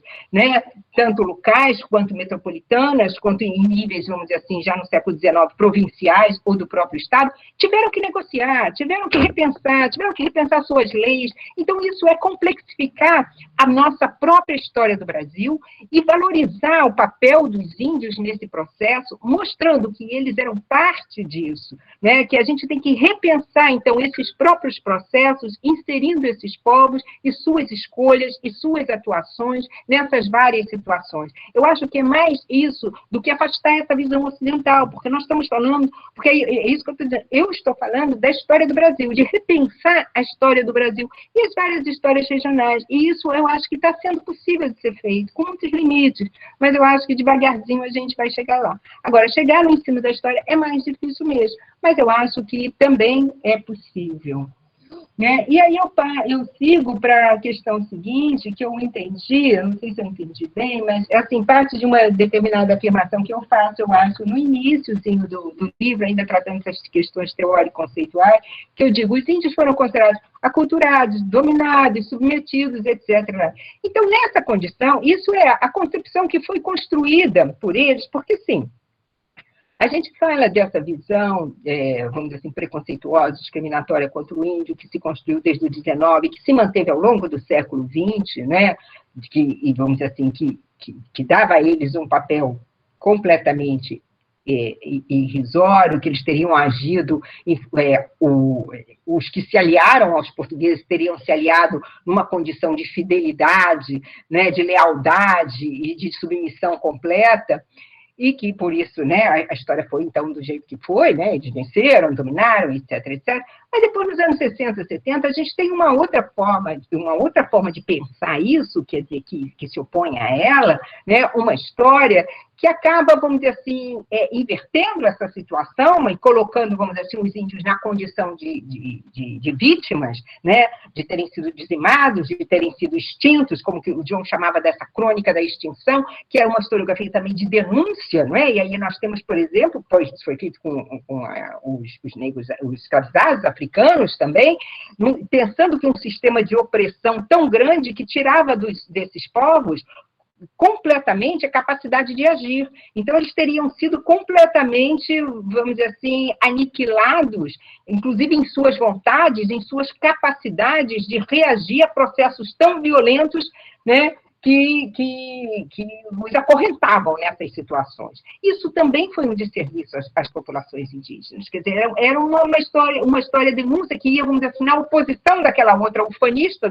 dos conquistadores, dos vencedores portugueses, mas que tinha um efeito também muito prejudicial, na medida em que tirava, né, diz a Manuela Carneiro da Cunha, uma dupla violência, né? Eles passaram pela violência da história, realidade, né, e pela violência da história construída, né, que tirava deles a capacidade de agir, né, e isso tem um efeito muito negativo sobre a própria autoestima desses povos e sobre a nossa forma, inclusive, de olhar para esses povos, entendendo-os como dizimados, coitadinhos, perdidos, né, culturados, dominados, etc., não são agentes históricos. Então, quer dizer, a desconstrução disso é que é esse processo que vem sendo feito já desde os anos 80, na América, de um modo geral, desde os anos 90, mais especificamente na história do Brasil, de pensar que absolutamente não foi nada disso, né? Apesar de toda a violência, os índios, né, como os povos africanos também escravizados, deram respostas, né, diferenciadas e agiram a partir das suas próprias escolhas para minimizar, né, as perdas e os imensos prejuízos que eles tinham nessa situação. Então, a pergunta é como é que esses povos aculturados, dominados, etc., foram incluídos na sociedade colonial. Eles foram incluídos, sim, em condições extremamente subalternas, ou na condição de escravizados ou na de aldeados. Foram incluídos numa situação de prejuízos imensos, mas ainda assim eles agiram, ainda assim eles atuaram, mesmo os escravizados. E essa bibliografia, essa historiografia mais recente é que tem mostrado isso. Então, eu acho que é isso que eu queria dizer. E a outra pergunta sobre quais seriam as dificuldades de se trabalhar com a história indígena no âmbito regional, né, saindo das regiões sul e sudeste. Ora, eu acho que as dificuldades são no sentido de interesse, né? E eu acho que o pessoal aí, né, os colegas aí da região Nordeste, principalmente, Norte, estão dando aqui o exemplo de como isso é possível, né? Como já foi-se o tempo em que a gente pensava, em que se pensava que era difícil estudar os povos indígenas por ausência de fontes. Hoje a gente sabe que as fontes estão aí, e aquelas que estavam mais distantes, né, a Jussiene aí participou do projeto Resgate, e outros colegas que estão aqui, talvez, o Gabriel também participou, não foi? a documentação do Arquivo Histórico Ultramarino está no Brasil, né? Na Biblioteca Nacional tem tudo, e os arquivos estaduais reúnem as documentações das suas respectivas capitanias, não é isso, Jussiane? Foi tudo distribuído aí. Então, essa documentação... Exatamente. E tem documentos, eu acho que agora os programas de pós-graduação têm especialistas em história indígena nas várias regiões. Eu acho que eu acho que esse interesse também está crescendo, a gente vê isso nos nossos simpósios temáticos, né, nas discussões. Eu acho que os entendimentos estão mais voltados para uma questão de interesse mesmo. Eu acho que está se alterando naturalmente, não tem quase nada. Mas eu acho que cada vez mais nós temos esses jovens, né, pesquisadores, historiadores, interessados. E por que estão interessados? Porque estão ouvindo falar disso na universidade. Gente, eu lembro que antes de eu fazer o doutorado, eu dava curso de História Indígena na Universidade Federal Fluminense, eu dei um curso, acho que foi em 94, 95, eu tive uma aluna que falou assim, eu tinha 3, 4 alunos na minha turma de optativa, né? E uma das minhas alunas falou assim, professora, impressionante, eu estou me formando, eu nunca estudei que os índios eram tão importantes assim na história do Brasil colonial. Ela leu aquele livro da Pergunta de Moisés, sobre legislação indígena, né? Viu as inúmeras disputas que se tem sobre como tratar com a questão indígena, você vê a importância do tema na colônia. E não era valorizado. Então, eu acho que passa por aí, por uma questão de interesse, de valorização, e eu acho que nós estamos num momento de valorização maior do tema e de mais gente interessada, né? E eu acho que é isso, não sei se meus colegas concordam comigo. Agora, só para terminar, com a observação do Francisco, né, da Bahia, sobre o papel de Pedro Agostinho, concordo plenamente, né? Eu acho que Pedro Agostinho teve uma importância fundamental, o trabalho dele, o trabalho lá na Bahia, sobre a questão dos povos indígenas, né? E trabalhos em arquivo, foi fundamental o trabalho dele, né? Enfim, é isso. Ayala também, obrigada, Ayala, pelas suas observações, sempre bom também estar com você e te ouvir. E eu não sei, Jussiane, se eu respondi... Ótimo, respondeu sim, com certeza, né? Mais uma vez, não tem como tecer um agradecimento à altura, né, da acessibilidade sempre. A nossa querida Regina Celestino de Almeida tem conosco, que fazemos parte do grupo Mundos Indígenas, não é? E para apenas colaborar com o que ela está dizendo, além do projeto Resgate Barão do Rio Branco, em que a gente conseguiu trazer as documentações resumidas e organizadas em instrumentos de pesquisa, como catálogos, na época CD, não é, microfilmados, nós, através do projeto da Petrobras, conseguimos tirar as documentações respeitando as capitanias brasileiras e publicar num único volume, que tem como tema Catálogo Geral dos Manuscritos Avulsos e Encodes referente à história indígena no Brasil, existente no Arquivo Histórico Ultramarino. Foi um financiamento da Petrobras de quase R$400 mil.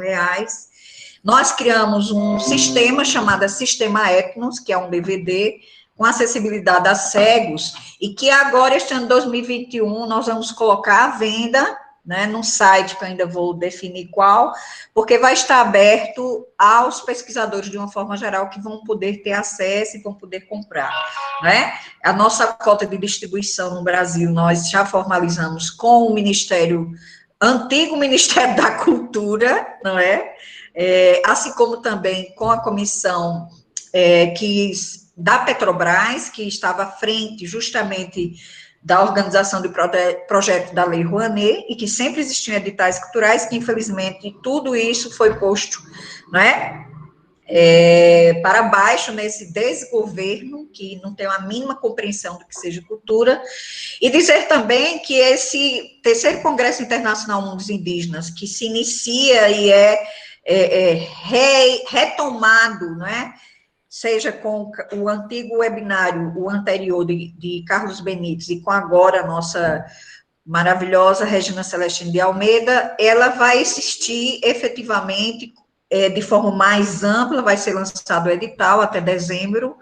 Nós vamos ter que executar online a parte que a gente recomenda para a América, né? Será possivelmente entre maio e junho, com simpósios temáticos, mesas redondas, oficinas, não é? Conferências para toda a América, de uma forma geral. E o que a gente vai retomar como 4º Congresso Internacional Mundos Indígenas Europa, que circula também, será novamente final de novembro a início de dezembro, né? Que passará primeiramente França, Espanha, possivelmente Itália e volta para Portugal, que é onde foi criado este grupo, né? Então, todos e todas, quando lançarmos o edital, estão convidados a participarem, logicamente, né? Nós somos os peregrinamos, quando a Regina está desde o início no grupo, vamos criar o site está sendo criado com arte, com tudo, né? E vai ser extremamente dinâmico, porque vamos hospedar os trabalhos não só do Brasil, mas dos países da América Latina. Eu ajudei a criar agora a Associação Latino-Americana de História, e ontem, por exemplo, eu estava com Pedro Pachaguaia, com mais de 5 países latino-americanos, discutindo justamente da história cultural, a temática indígena, dos mais diferentes países, Honduras, Venezuela, Equador, Bolívia, Cuba, México, Chile.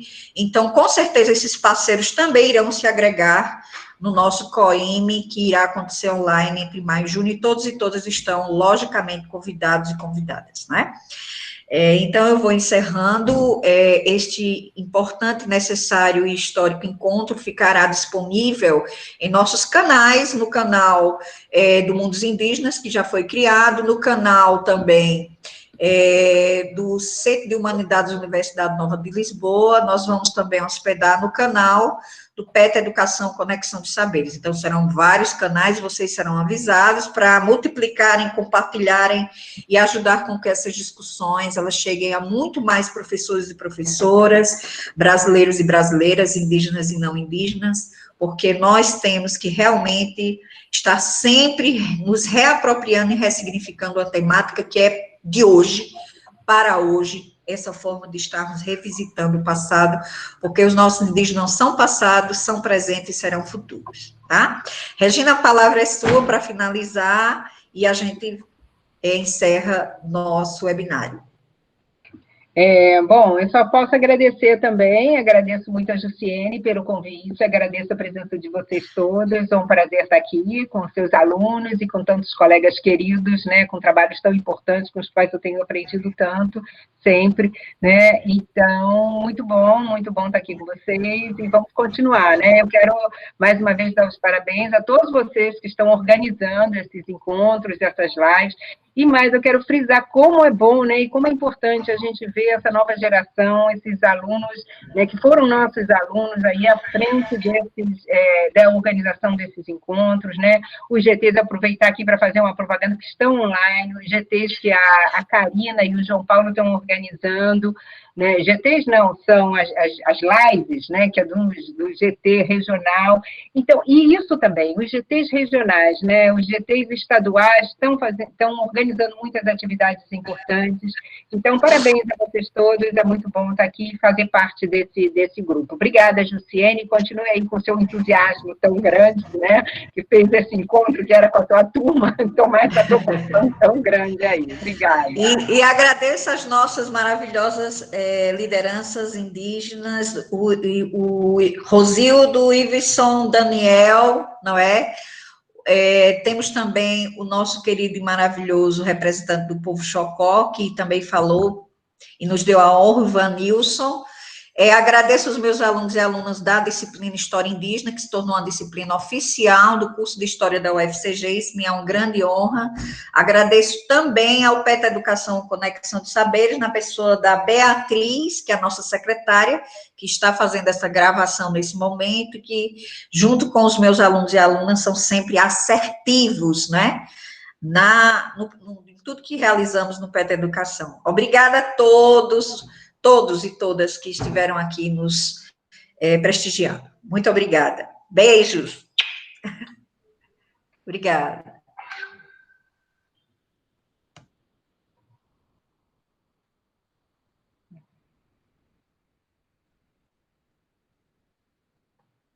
Uhum.